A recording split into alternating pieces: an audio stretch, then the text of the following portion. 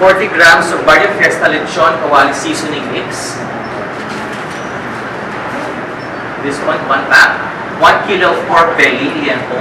Now, pork belly, ginawa natin, kailangan bago kayo mag-serve, sa likod yung parang may skin dito. You have to remove the skin, tapos silver skin, yung tigas yun. Kaya kailangan i-remove mo siya. Chilo, tanggalin mo lang siya. Kita mo, ano siya, malinis na. Usually, puti lahat yan eh. Pag naluto yan, matigas yan.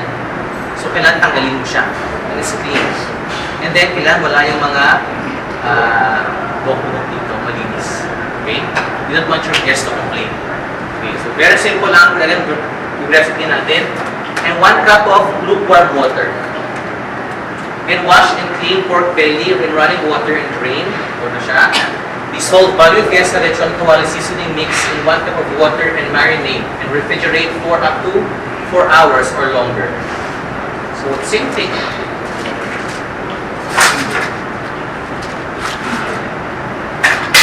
Lechon Kawali Barrio Fiesta mix, marinade mix with the mix.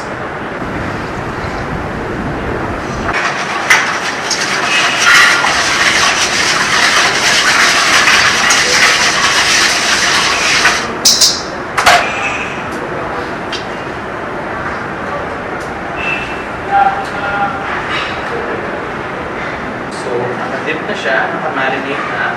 So after 4 hours, you need to wash the meat in 2 cups of warm water to remove the salt. This is tapos na marination. Wash ko na lang siya. This is lukewarm water. Tapos i-drain natin. Now, I also need us to wipe this. Okay. Usually, ang understanding ng Sweden, lechon kawali, dini-deep fry natin, di ba? Ang ibang ginagawa nila. Bino-boil mo na nila, tapos dini-deep fry nila. Because when you boil, you remove the taste na tsaka lumalambot siya. In this case, this process, ang ginagawa natin dito, fill in pot with cooking oil and bring to a boil. Ang gagawin natin dito, hindi na natin i-boil. Again, kung mag-boil natin, kailangan natin mabigat na pot. So, a pot is 2 handles, a pan is 1 handle. So, it has to be heavy. Ito kasya dito. So, submerged in oil. So, ang gagawin natin, diba ginagawa nila? Bino-boil, tapos i-deep fry. Gagawin natin, oil. Fill this with oil. Malamig pa yung oil, i-add mo na to. I-boil mo na siya.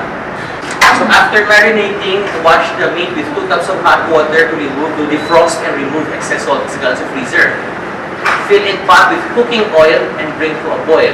105 to 120, that's about 200 to 250 degrees Fahrenheit. Warming lang yan. So yan yung process na nag-exchange doon sa boiling. Parang low fire lang siya. Low fire lang siya. So that's going to be done for 40 minutes. So, ito siya, hulog ko na siya. So pag nahulog ko na siya, ito nang labas niya. Okay? Tapos, iluluto ko na, di ba? Init pa to. So, ang temperature nito is 105 to 120. That's about 250. Tataasan ulit yan to 190. Paano malaman? Kailangan natin ng investment natin sa kusina, thermometer. Oil mo, kailangan natin gamitin ang thermometer. You can buy this at any food store. Kailangan natin ito. Pero bago mo gamitin ito, kailangan natin i-calibrate. So, just get a cup with ice and water. Tulog mo lang siya. It reads 32 degrees. Okay na siya, nakalibrate mo na. Then you can use it para pang-check ng temperature ng oil ninyo. Okay? So, pag ulog ko dito, unang luto natin, unang luto ko, ito nalabas niya. Second process is tinasa natin yung temperature ng 190. We'll be doing it inside. Pagtaas niya, ihulog ko na ulit siya from here. I-boil natin for another 3 to 5 minutes para mag-blister siya. Then open it. Then you drain it using a colander. So ito, calibrate ko lang hanggang bumaba siya ng 32. So kailangan may thermometer at least alaman ng tao. Okay, so okay, na-calibrate ko na siya. Store mixes in an airtight container. Never use the marinade. Same thing, never fork meat. Lalabas din yung juices niya. Use stainless casserole with deep height and wide mouth. Yung casserole natin, mabigat, mataas, and then make sure pag mag-deep fry tayo, kailangan do not overcrowd the pan. Huwag masyadong madami kasi pag madami siya bababa ang temperature. Pag masyadong matagal naman at may apoy, yung oil, ina-absorb yun ng meat.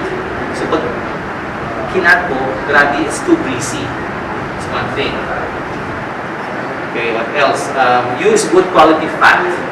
Okay, yung oil na gagamitin natin. Kailangan, pinry mo siya sa isda, fry mo ulit sa meat, hindi pwede.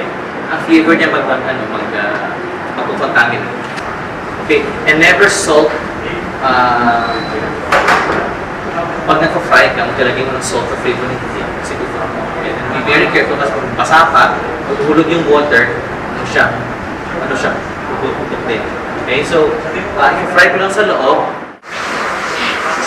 Mataas na 171. The chicken is being baked dito.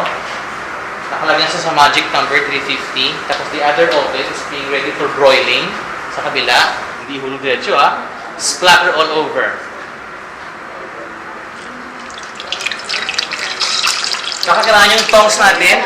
Kung if possible, long handle tongs. Tapos yung may rubber dito. Para kasi yung heat kasi, i-absorb din yan So, tayo natin yung second browning. Hindi na difference siya mas lighter dito. Mas matagal pa, nasusunog na siya.